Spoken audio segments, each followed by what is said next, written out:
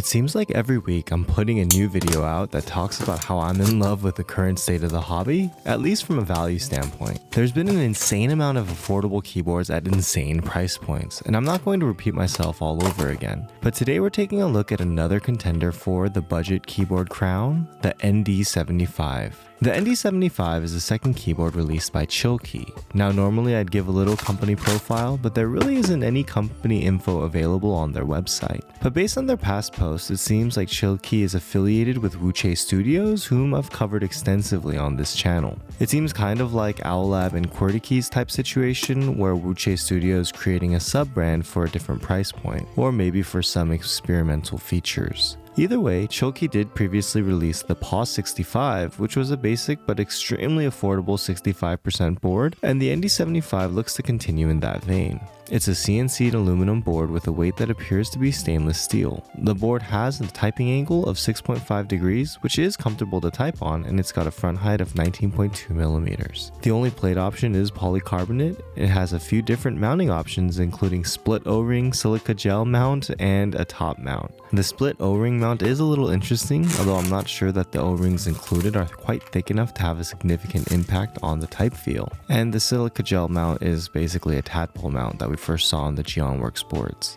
The PCB is a hot swappable tri-mode wireless PCB with per key RGB, so it checks all the usual boxes, including the most hyped feature of 2023 and 2024, an LCD screen. We'll talk more about the features in a sec, but first let's take a listen to this board in its stock pre-built form. Switches are the included Gateron EF dopamine blue linears, and keycaps are double shot PBT keycaps in cherry profile. Here's the typing test in the O-ring mount.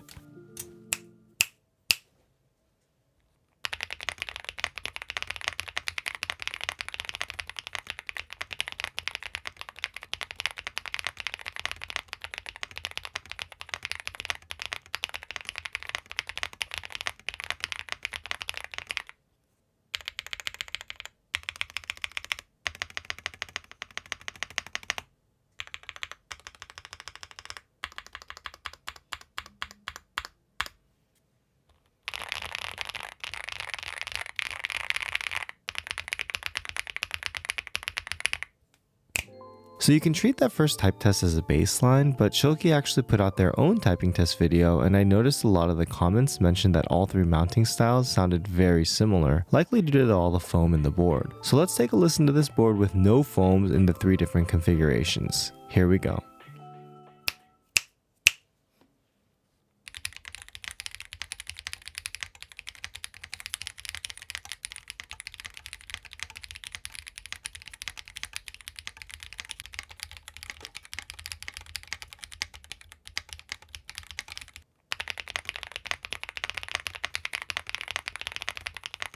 So there are a few caveats I have to address with the typing tests. So according to all the marketing materials, there are two versions of this board that'll be available. One with flex cuts and a 1.2mm PCB, and one with a more standard 1.6mm PCB with no flex cuts. First off, I wasn't a fan of the case foam, which was glued onto the PCB. It was kind of a huge pain to remove, and I wasn't able to get it unstuck without destroying it, so I was pretty committed after the first rip. The glue just makes it a little harder to repair if one of your hot swap sockets was to break, for example, but it's not a deal breaker. I'm also not a huge fan of the per key flex cuts in my PCB because in my opinion it has an extremely detrimental effect on sound while not really affecting flex during actual typing unless you're typing like King Kong. That being said, I was pretty surprised at how decent the board sounded with no foams, especially in top mount configuration.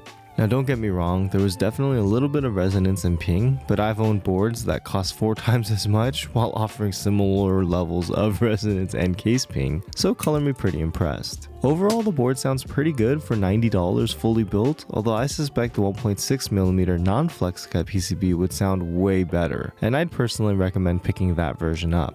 1+ to the flex cuts though is the volume, which is quite muted and honestly perfect for use in shared spaces. Now one final drawback to this board is the lack of QMK and VIA support, which is to be expected with a board at this price point and the screen, although it is still a little disappointing. Also, the time and date are supposed to sync automatically on Windows, but on my Mac, the sync function doesn't work, so I would have loved to see a manual override, but that's really a nitpick. Overall, the ND75 is insanely great value for the price, and I think if you're looking to purchase a mechanical keyboard as a gift to someone who's not already in the hobby, it truly doesn't get any better than this for the price. Check out some more keyboard content here.